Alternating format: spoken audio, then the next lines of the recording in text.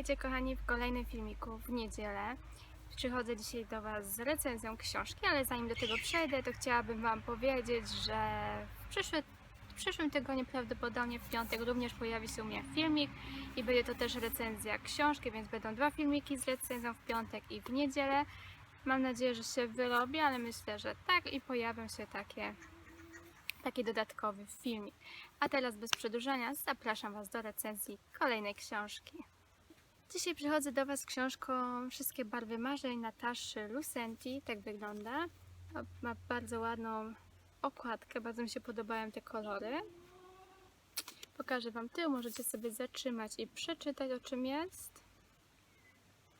Ta książka jest z wydawnictwa literackiego, kosztuje 38 zł. Nie jest zbyt obszerna, ma 260 stron i mamy to na podziękowaniach, więc troszeczkę mniej. Bardzo szybko ją się czyta, ale najpierw powiem Wam, że jest to bardzo lekka, przyjemna książka, dająca też dużo nadziei. Główną bohaterką jest Emilia, która ma dwa koty. Jeden to Lu, drugi Leo. I wprowadza się do nowej kamienicy, mieszka w mieszkaniu swojej przyjaciółki.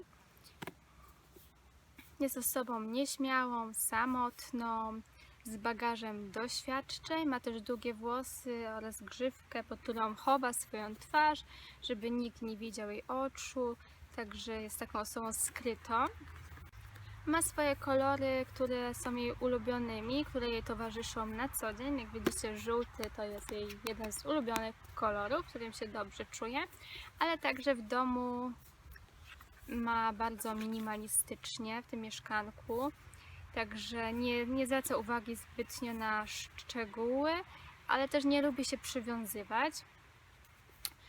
Któregoś poranka postanawia napisać list do mieszkańców tej właśnie kamienicy, gdzie mieszka, i pisze w tym liście tak szczerze od serca i wiesza to na tablicy. I każdego poranka wiesza takie swoje informacje, jakieś tam, co się u niej wydarzyło, jak spędziła poranek, co jej się śniło i tak dalej, to co jej po prostu leżało na sercu, ale nigdy się nie podpisywała, kto właściwie ten list zostawił. Także nieraz pojawiały się osoby, które odpisały, coś dokleiły na tej tablicy pod jej wiadomością, ale też były osoby, które na przykład się to kompletnie nie spodobało i były przeciw tym ogłoszeniom. I były bardzo zbulwersowane, że tablica zostaje na przykład zaśmiecona. Dzięki swoim ogłoszeniom poznaje bardzo różne osoby, które mieszkają w tej kamienicy. Są to osoby, które albo są od razu nastawieni negatywnie do niej, albo osoby bardzo przyjazne, dzięki którym się otworzyła, z którymi mogła porozmawiać i miło spędzić czas. Jak już się wydaje Emilii, że wszystko zaczyna się układać, nagle wydarza się sytuacja bardzo przerażająca, smutna, ale zarazem dająca nadzieję i perspektywy na dalsze życie jej.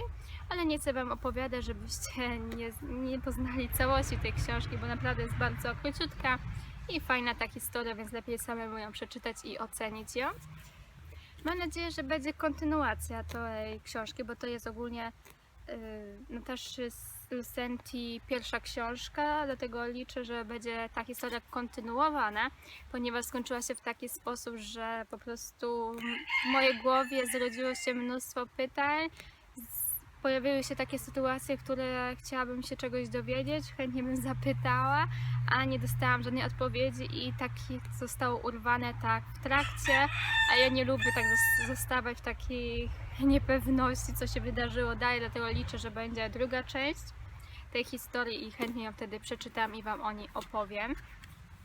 Po przeczytaniu tej książki zrozumiałam, że większość ludzi mieszka w mieszkaniach, w kamienicach i tak naprawdę nie zna swoich sąsiadów ani najbliższych osób nawet na piętrze, nie wie kto obok nich mieszka, tylko wiedzą na przykład, że jakaś starsza pani. I dzięki tej książce zrozumiałam, że właściwie mieszkamy obok siebie, a jesteśmy dla siebie obcy i nie znamy siebie. A może warto, tak jak w tej książce, poznać swoich sąsiadów, może ktoś z nich potrzebuje pomocy, a może chce porozmawiać po prostu, a może ktoś mieszka obok nas, który jest samotny, nikogo nie ma i nie ma do kogo się odezwać i potrzebuje po prostu, żeby ją wysłuchać. To właśnie fajnie w tej książce jest opisane. Są też osoby starsze, które cieszą się z każdego dnia, a niektórzy ich w ogóle nie zauważają w biegu naszego codziennego życia. Dlatego też zobaczmy, kto mieszka obok nas, czy znamy swoich sąsiadów, czy też nie, a może warto ich poznać, może mają coś ciekawego nam do opowiedzenia. Myślę, że tą książkę też można polecić jak najbardziej młodzieży, takiej gimnazjalnej. Myślę, że nawet gimnazjalnej, już gimnazjum nie ma.